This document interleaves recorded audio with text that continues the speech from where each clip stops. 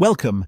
Today we're exploring a discussion that sits somewhere between sociology, philosophy, and quite possibly metaphysics. It's a dense weave of ideas, but a fascinating one. At the center is a project called the Luhmann Serpent, together with the archives of the Sridhar Research Service, which was active roughly between 2011 and 2022. Exactly. And, of course, Niklas Luhmann's well-known farewell lecture from 1993. What we're trying to understand is how Sridhar empirical research, focused on religion in Russia, unexpectedly began to resonate with Luhmann's own search for a metaphysical observer. This was not simply a matter of analyzing data, it was an attempt to find a new language, a language for metaphysics, grounded in sociology. Working within systems theory, Luhmann kept returning to the same questions. What is really going on? What lies beneath it? Much later and quite unexpectedly, these questions began to resonate with what Sridhar was discovering in practice. Yes, there was a genuine resonance there. Let's begin with the Luhmann Serpent itself. What exactly is it? It's an informational and visual project designed to make this dialogue visible, the dialogue between Luhmann and Sridhar, and to show why Sridhar eventually became TAF projects. Why a serpent? It's a matter of form. The project takes the shape of a chain of banners, where quotations from Luhmann's lecture are echoed across time by Sridhar's research, approaches, and findings from a very different moment in history. There's something almost postmodern about this resonance, but everything circles around a single shared search, rather like variations on one musical theme. And what did Sridhar actually do? Quite a lot, as it turns out. For a decade, Sridhar studied the sociology of religion in Russia. They carried out surveys of many kinds, quantitative, qualitative, and what they called quali-quanti. They worked with subcontractors to run representative polls and analysed information flows and social media, a kind of rapid response sociology. They surveyed parishioners and clergy, journalists and scholars. They even organised an academic competition, and they developed a distinctive research method that allowed them to understand their subject more deeply than words and numbers alone would allow. Analysis through images, often in the form of photography competitions. Across several such projects, more than 7,000 photographs were collected, forming what is, in effect, a unique visual archive. One of their earliest studies, carried out almost as soon as Sridhar was founded, asked a deceptively simple question: how do people see the sacred? There were also online games, where participants filled out questionnaires in the guise of play, learning something about themselves in the process, while researchers gathered remarkably rich datasets. All of this was driven by a single ambition: to approach, empirically, what is usually considered indescribable, the spiritual world of human experience. But how can such things be studied at all when the standard scientific approach, positivism, seems to run out of steam? And what precisely created the bridge to Luhmann's lecture? After all, his work appears at first glance to be about something else entirely: systems, communication. This is where things become especially interesting. The key turns out to be time. More specifically, the way time is experienced. Sridhar quickly noticed that religion and spirituality are not the same thing, an obvious point perhaps. But over several years, something more subtle emerged. Spirituality is closely linked to how people experience time itself, and people experience time in very different ways. Sridhar did not end up with a neat, positive taxonomy. What emerged, rather, was a problem.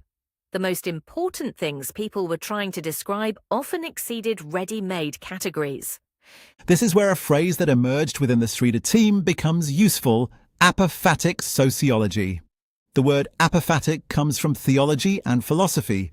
Since late antiquity, apophatikos, negative, has named the insight that God is ultimately incomprehensible. No predicate can adequately grasp the divine essence. By analogy, the term names a sociological task. How do you study something people live, feel, or orient themselves by, but cannot fully define? How do you approach what resists measurement without pretending it is therefore unreal? And how do you observe what does not give itself directly to observation? Sridhar kept running into precisely this difficulty. Respondents could speak about religion. They could often speak about institutions, rituals, identity, or morality. But when it came to spirituality or to their sense of the sacred, language repeatedly faltered. And yet the phenomenon was there. Yes, it appeared indirectly, in hesitations, in images, in mismatches between declared beliefs and lived experience. Often what mattered most remained unspoken. Not because it was absent, but because what is holy is not always said aloud. That is why Sridhar needed methods that went beyond straightforward questioning. Not only surveys, but visual analysis, photographic archives, mixed formats, playful questionnaires. Methods designed to approach what could not be captured directly. So apophatic sociology does not mean giving up on knowledge. It means recognizing that some aspects of human life are most visible through their traces, distortions, absences, and partial disclosures.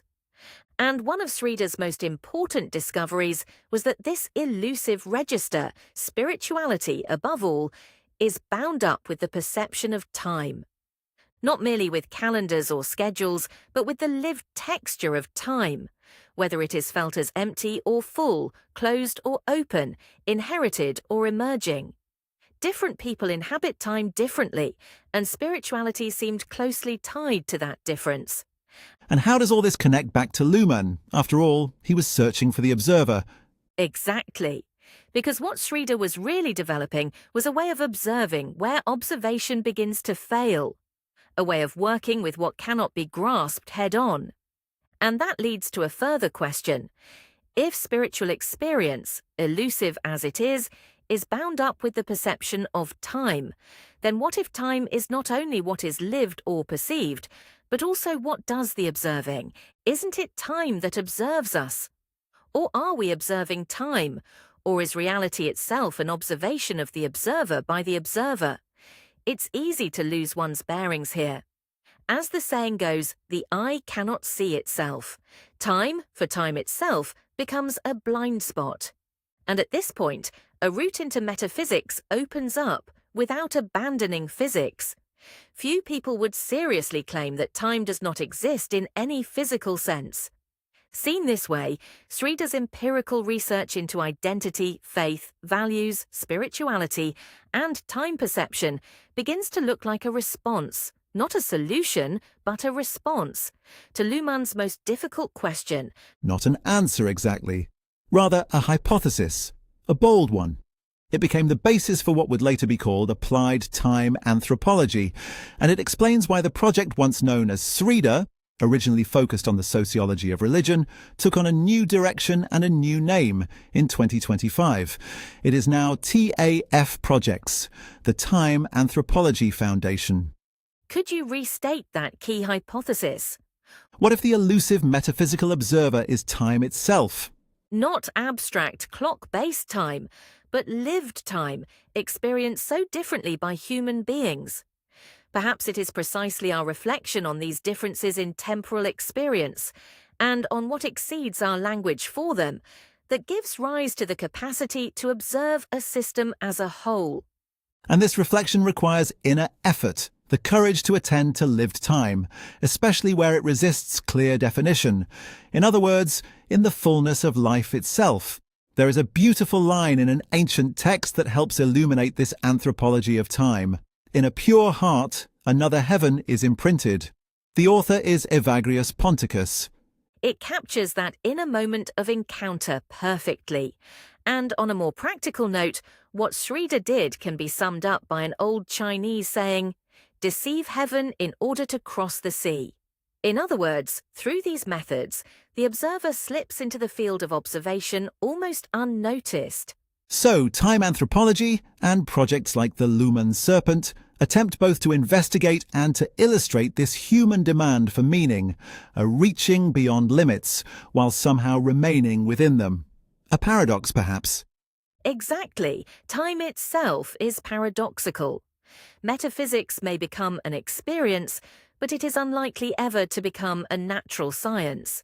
It is a different kind of knowledge, one that approaches the real, partly through its limits, and so recalls the once familiar but long neglected method of apophatics. At one stage, Sridhar came to understand its own work as a form of apophatic sociology.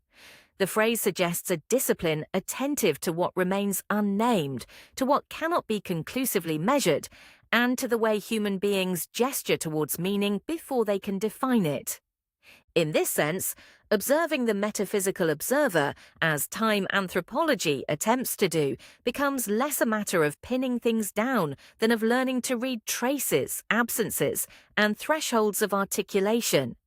Crucially, though, time anthropology is not abstract in practice. These ideas take shape through a portfolio of applied and practical projects, including illustrations, experiments, and participatory formats. Observation is performative. Attention to time creates the experience of time, and that attention, in turn, arises from time itself.